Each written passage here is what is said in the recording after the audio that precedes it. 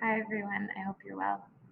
My name is Nikki Woodford, and in this session, we are going to take a look at some favorite Chrome apps and extensions that you can use as you are planning and delivering the lessons and activities with your kiddos. One thing to note, well, maybe a couple of things to note before we get started. One is that you'll see this bit.ly link at the bottom, and that link is to this series of slides. Now, normally having the slides may be not as important, but in this time, I would say a little bit more so because all of the tools that I am going to mention are hyperlinked in here. And so you can have quick access to them without having to spend time searching for them. The other thing that I want to note is that this session is really for everybody. It doesn't matter what your comfort level is with learning and technology. It can be novice, it can be ninja. It doesn't matter whether you are a teacher of primary age kiddos or secondary. It also doesn't matter what your content area is, if there is a special content area. There is something in here for everybody, if even just to grab some efficiencies. Okay, so get your fork, and we're going to head into the buffet line pretty quick. However, before we get in line, I want to remind you of a few things. So one, please make sure you use the Chrome browser. If you're using a different browser, you won't be able to add the extensions that I am mentioning. Think of the browser as an airline to the internet. So the internet is not Google Chrome. Google Chrome is simply what we use to get to the internet, kind of like using an airline to get to Hawaii. I will bet you have a preferred airline and one that you would rather not use because you get a different experience. So think of Google Chrome as your preferred airline. You also want to make sure that you're logged in to the Chrome browser, and you can do that just right at the top here because that will enable you to add the extensions. Now, before I identify the specific ones, just want to make sure you know the difference between an app and an extension.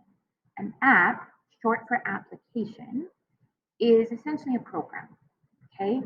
So traditionally we would have thought of Word, PowerPoint, Excel. These are all programs. You go to a digital place, open it up, and you will complete a task or create something in there. And so a web-based app is no different. You go to a digital place, www dot, to complete a task or to create something. So there are some examples listed there for you. An extension, however, is not a place that you go. It's actually a program that will run over top of your browser. Think of it as the difference between economy class and business class. There's something that you get in your business class that changes your experience. And so these are my extensions here. And you'll see that any one of these will change my experience in Google Chrome because it gives me something. It'll complete a task, it'll do something for me as I'm using my Chrome browser. So it doesn't matter where I go, it just enhances my travel experience, if you will. Now, if you want to add extensions to your browser, you go to the Chrome Web Store to get them. Now, any ED users in Sturgeon, anyone can add these extensions. The last thing that I want to mention is add-ons. You might see the term add-on and when you are inside Google Docs, Google Slides, Google Forms, and essentially an add-on is an extension, but it only operates within this application. And so there are unique add-ons for docs, unique add-ons for slides. And to access these add-ons, you go to the G Suite Marketplace. However, in our EDU domain, users do not have free access to these add-ons. If you would want access to an add-on, you have to request it through our IT department by submitting a ticket. Now, I may hint at an add-on or two as we go through the buffet line. And without keeping you waiting, that's where we're going next. I've broken the apps and extensions down by course because I don't want to give you just an exhaustive list. And they do different things and they will function at different points as you are delivering your instruction. So hence I'm breaking it down. And if all you get is one or two from each course, then that's okay. So the first course we're going to take a look at is the appetizer course. Think of the appetizer course as what you eat just to get your appetite primed and good and ready for the main course. And so what I'm going to suggest to you here through kind of these apps or extensions or even just buttons and skills, these become really essential in that planning phase, in that preparation phase, and just these will enhance and add to the efficiency with what you are preparing. So I'm not going to keep you waiting. So the first is Bitly. Bitly is an extension. Although there is a website you can go to, but I will use the extension because it just is easy. And what Bitly does is it takes your long URL and it shortens it into something that is bite-sized. So much like I did with that very first slide, this long URL to this slide deck, I have shortened with a Bitly. And so if I click on this extension, it'll give me just a really short little link to copy and share with others. So it's not this really long one. Ultra Timer is another extension. I used a timer in my teaching instruction extensively, really if no other reason, just to give the students an indication of here's how much time we're going to spend on this task. And then they can always look up and see this is how much time I have left. If we need to adjust it, we adjust it. But it just keeps us all on track so that I'm not having to fight to rein everybody back in. And so there's an extension you can use called Ultra Timer. And so if I click on it, all I do is I put in the time that I want, click start, and this will just run over top of my browser. Now the other one, I'm just going to close this. The other one is Explore. Now this is not an app or an extension, it's just a button or a feature in Google Docs and Slides and Drawings. And so if you click Explore, well, docs and slides for sure. Then it basically opens up another pane on the right-hand side of your browser so that you can really pull things in. And you can search for websites, you can search for dictionary definitions, you can search for images, you can search for files that you might need in Google Drive. So instead of having to leave what you're working on, open another tab and search for it and then come back in, it just opens up right within that pane and you don't have to leave and you've got both at the same time. I really like it for our younger kiddos because it keeps them focused. They don't get going down the rabbit hole of all things internet. It's just right there and they can pull in the images that they want and then they're even footnoted in if you're in Google Docs. Save to Google Drive is an extension. I like this one because anytime I am looking for resources or finding things that I like, instead of bookmarking the website, then I just will sometimes click Save to Google Drive and a PDF version is saved in my Google Drive. And so I just have access to it later. This image here is just a hyperlink graphic. And so it's just a symbol to show that it's a link. But just as a quick tip for your toolbox to create a hyperlink, in other words, this image here is a hyperlink. If I click on it, it is linked to where I want you to go. Then to create that, instead of clicking or copying and sharing this long URL, to create a hyperlink, you select the text or the image that you want to link. You type Control K on your keyboard, you paste in the link of where the destination is, and then press enter. And so instead of having this very unattractive URL, you just have either a quick section of text or it can even be an image. Custom page size is another tip I really love. And so this is great in both slides and drawings. And so you can actually go into a Google slide, and if at any point you think that you're going to want to print something or you need your slide to be a certain size because there you might want it as a hard copy, you can actually customize that at the beginning as opposed to dealing with your print setup at the end. So go File, Page Setup, and then I can I can select custom and then put in 11 by 8.5, and then I've got my letter size and everything's ready to go. And so you can do that, like I said, in both slides and drawings. Now, Wakelet, if you think of those years ago now, there were kind of bookmarking sites that you could use. Wakelet is kind of like a bookmarking site, or the Pinterest for educators, dare I say. So Wakelet, if you install this extension, so you see I've got it installed here, and I can create collections of things that I just want to launch every day, but it also kind of pulls up things that I've got open. And so it just is a way to store things, create collections, group things together, as opposed to, again, just cluttering up either your desktop. Don't put your bookmarks on your desktop, or cluttering up your taskbar across the top with all of these bookmarks. And so you can create collections and organize it here as opposed to up there. So there's lots of potential. And then you can even share a collection if you need it. So for example, if I was going to do, if I need some of my kiddos to do a little bit of research and here's a bunch of links, I could create a collection and then go ahead and make it public and share it with them. So there are your appetizers. We're moving on to the salad course. Now, when you think of the salad course, we often don't always like the salad course. We will often skip the salad course, but if you notice after time that you haven't been taking in your vegetables, then you start to notice that there are some gaps, that nutritionally your body is suffering because there are just some gaps. And so everything that I'm gonna suggest here just kind of adds to the nutritional value. So fills in some of those gaps that you might notice over time, okay? Share to Classroom is an extension. So again, anytime that I might be on a website, it might be a file, it can be anything.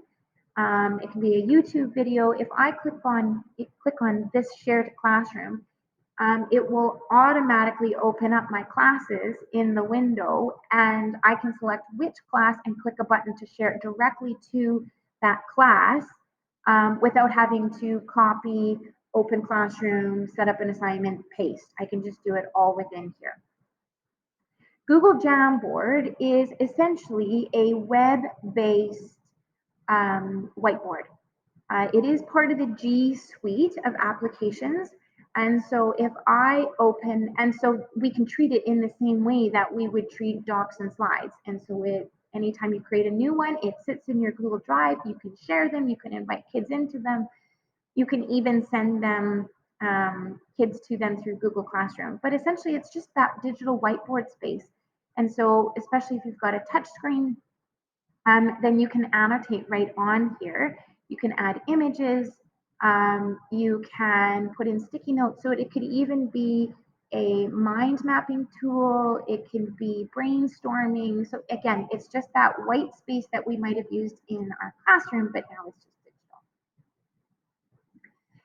digital. Mote. I've been looking for a good audio capturing tool that is just really, really easy to use. And so Mote is an extension, you'll see it right here, and it is unique to Classroom and Docs and Slides. And it gives users that have it the ability to add an audio note as opposed to having to type out the feedback.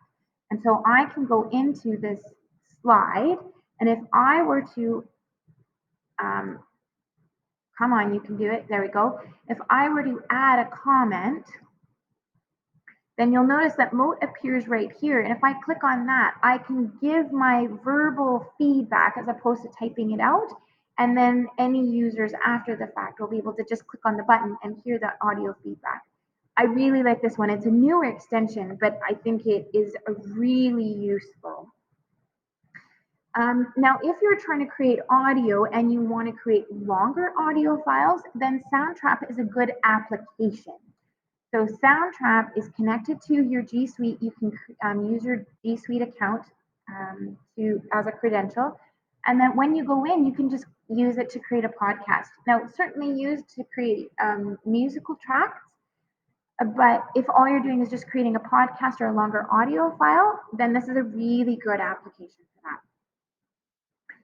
Crafty text is anytime that you want, it's an extension, and anytime that you want to have text appear in the large screen across your, like if you're projecting it or across your screen, and you would just open it up, and because I've got Screencastify going, it's not going to let me, but you would just open it up, type in the text that you want to appear big, and it will flash across the screen and be nice and large. So it could be a URL or a website, it could be just a quick instruction, it can be a code word, whatever you want.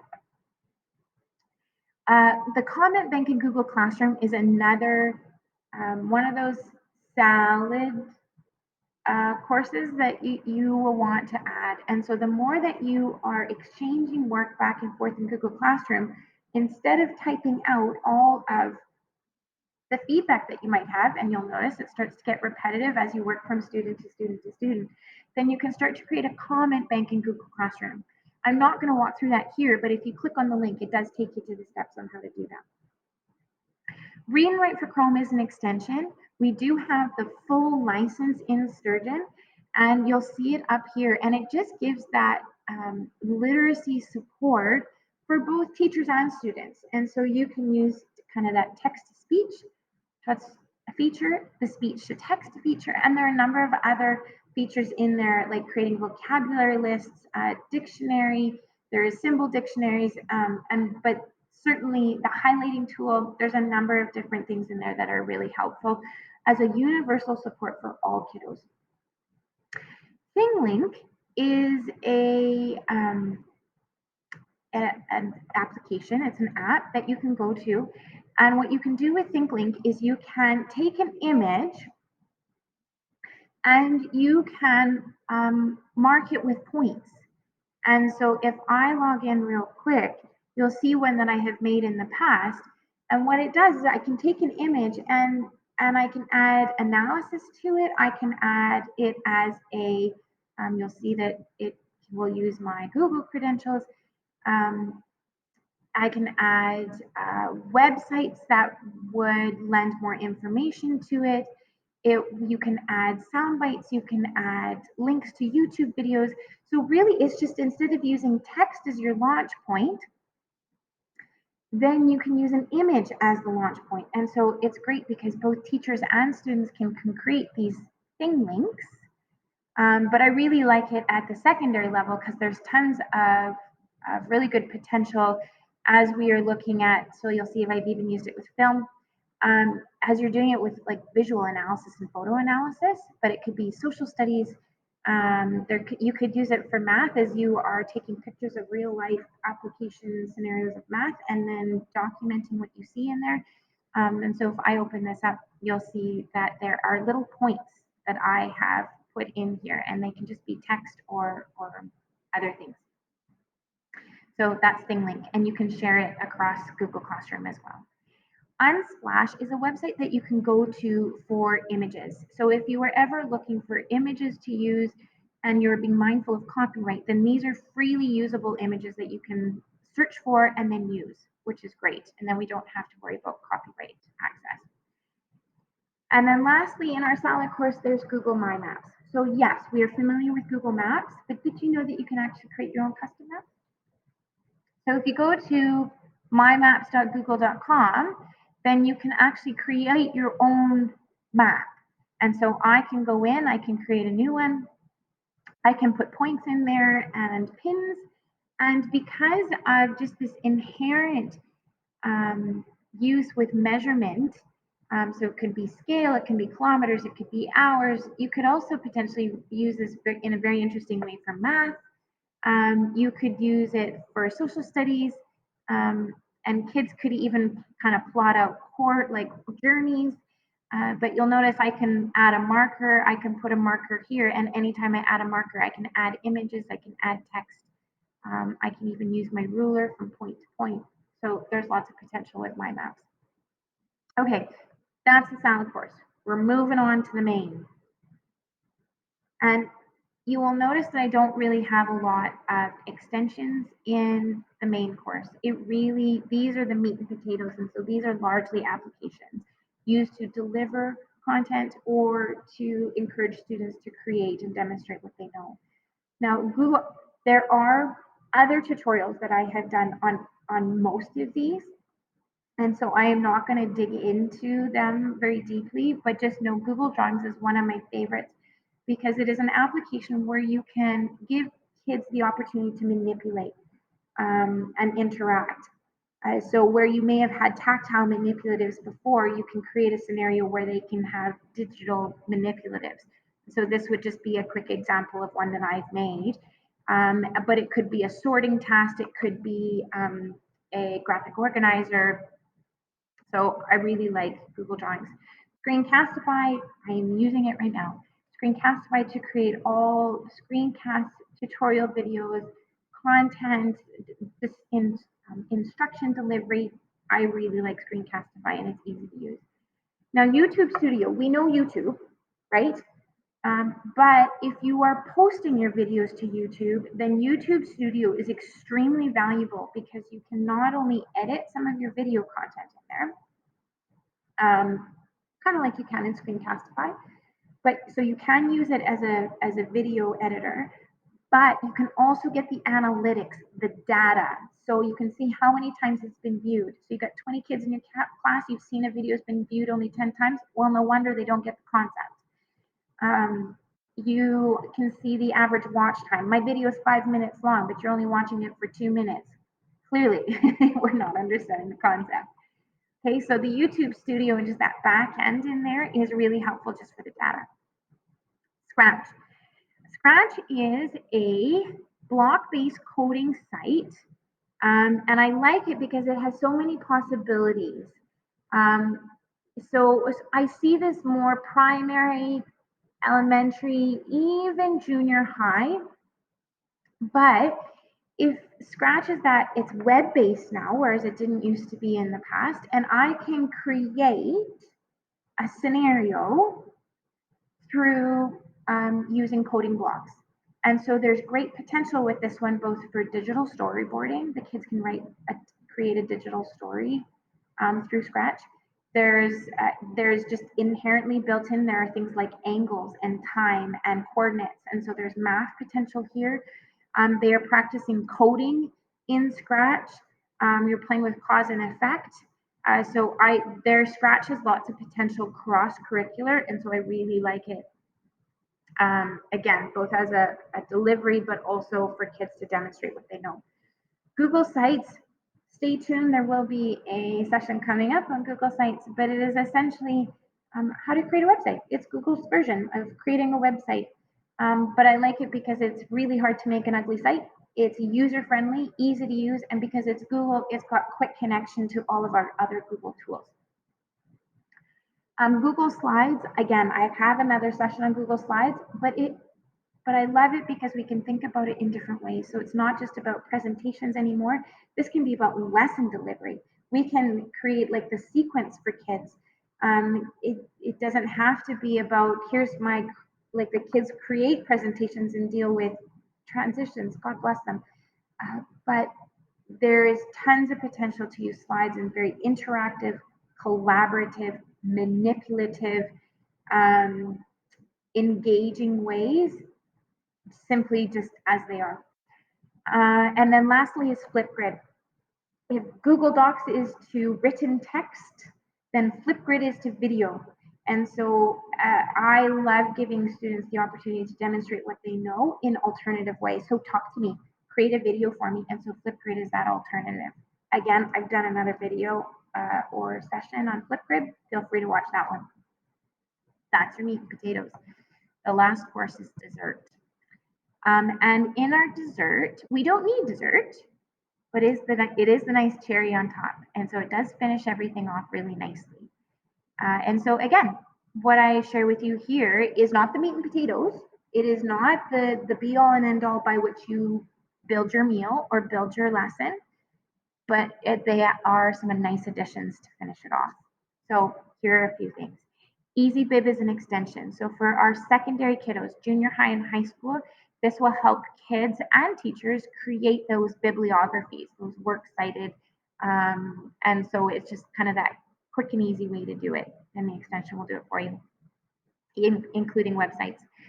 Tinkercad is Tinkercad was for 3D design. And so if you wanted to go into Tinkercad to create something to be printed on a 3D printer, then you go into Tinkercad to do it. But Tinkercad has had some enhancements lately.